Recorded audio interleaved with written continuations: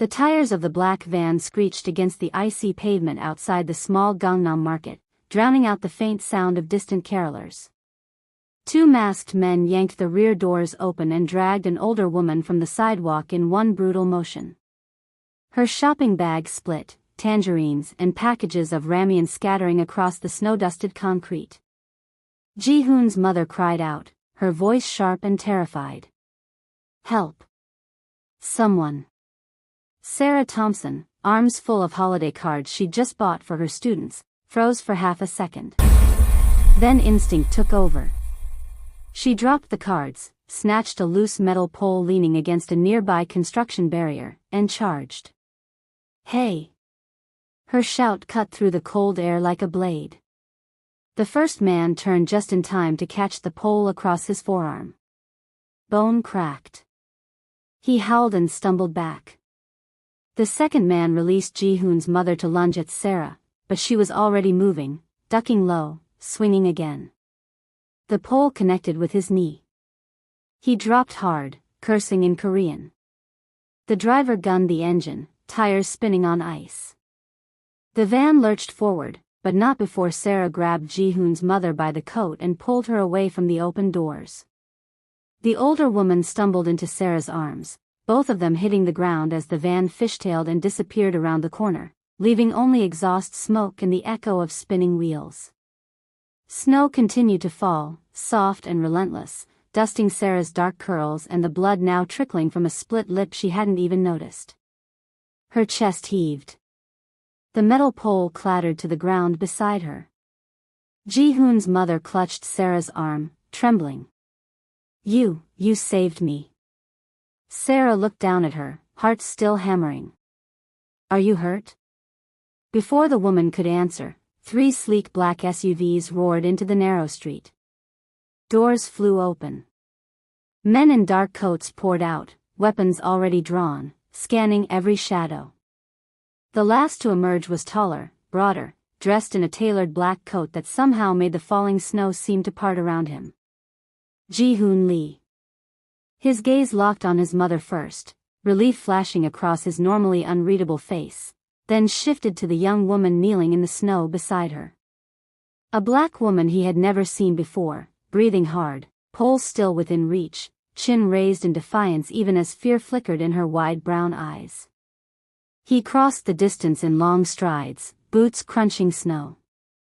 He dropped to one knee beside his mother, checking her quickly for injuries, voice low and urgent in Korean.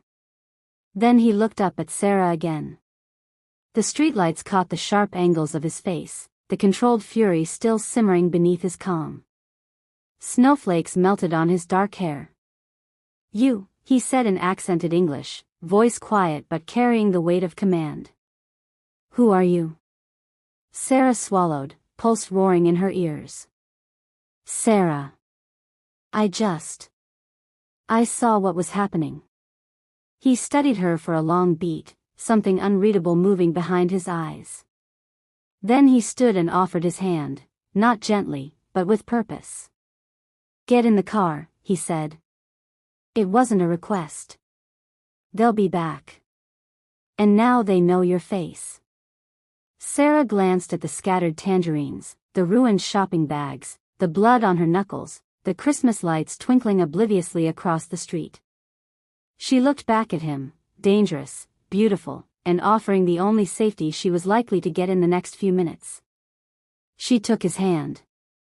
His grip was warm, firm, and didn't let go even after she was on her feet. The moment Sarah's fingers closed around Ji-hoon's, the world narrowed to the heat of his palm against her cold skin. He pulled her up with controlled strength, steadying her when her knees threatened to buckle. Snowflakes caught on his eyelashes. He didn't blink. "Move," he ordered, already turning toward the middle SUV. 2 of his men flanked his mother, helping her inside the first vehicle.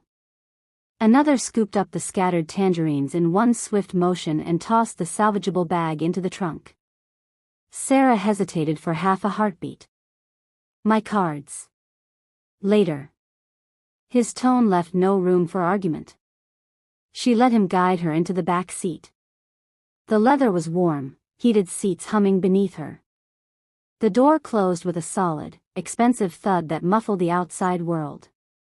The driver pulled away smoothly, no sirens, no lights, just 3 black vehicles slipping into Seoul's glittering Christmas traffic like shadows among fairy lights. Inside the car, silence pressed against her eardrums louder than the earlier violence. Ji-hoon sat beside her, phone already to his ear, speaking rapid Korean. His free hand rested on his thigh, fingers occasionally flexing as though still holding a weapon. Sarah's gaze dropped to her own hands.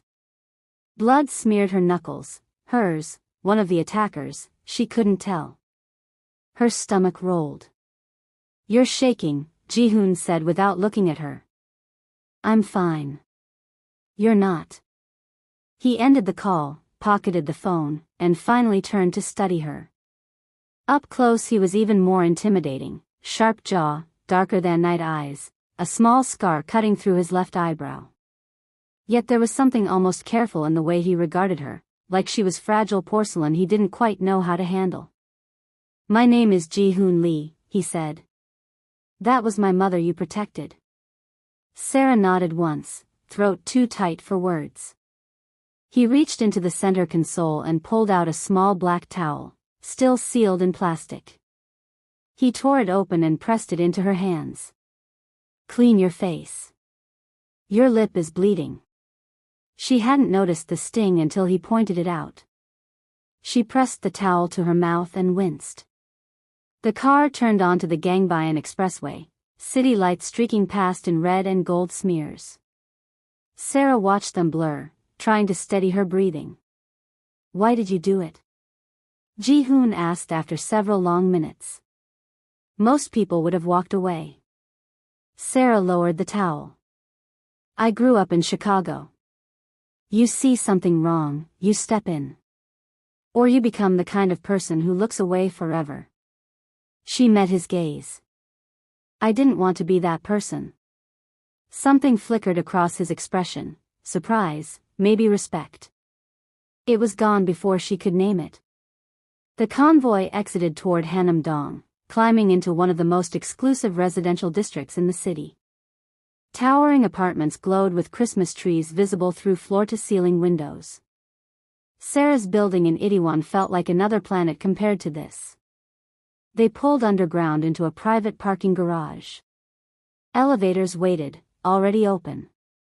Ji-hoon's men formed a loose perimeter as he led Sarah and his mother inside. The ride up was silent except for the soft chime of floors passing. When the doors opened directly into a sprawling penthouse, Sarah almost laughed from sheer disbelief. Marble floors, black glass walls, a view of the entire Han River glittering under holiday lights. And not a single decoration. No tree. No garland. Nothing to suggest it was Christmas Eve. Ji-hoon's mother immediately moved toward the hallway, murmuring something about needing to lie down. 2 women, house staff, Sarah guessed, appeared to help her. Ji-hoon turned to Sarah. "You'll stay here tonight. I have an apartment." "I'm fine." "You're not fine. Those men saw your face. They have your description. By morning they'll have your name." He stepped closer, lowering his voice. "I don't ask twice." Sarah's jaw tightened. "And if I say no?" His eyes darkened. "Then I make sure you're safe anyway.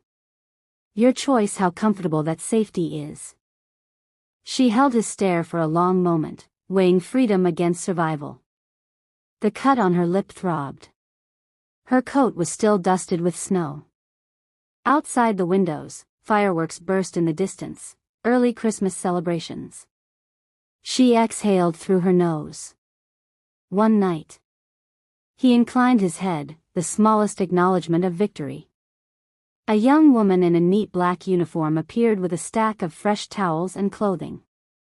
"This way, miss." Sarah followed her down a corridor lined with abstract art that probably cost more than her entire apartment back home. The guest room was larger than her living room in Itaewon.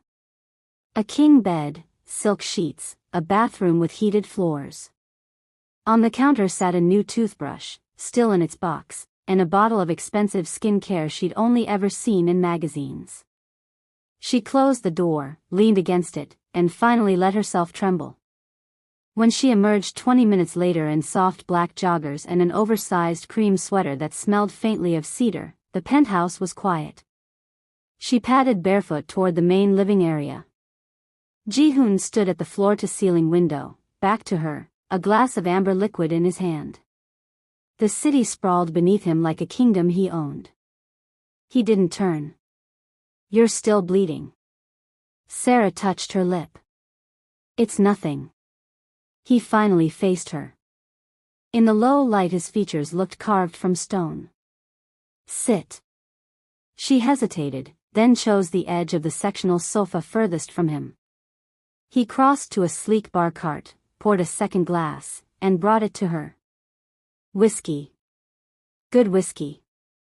She could smell the oak from across the room. "I don't drink," she said. "Tonight you do." He set the glass on the table in front of her. "It'll help the shaking."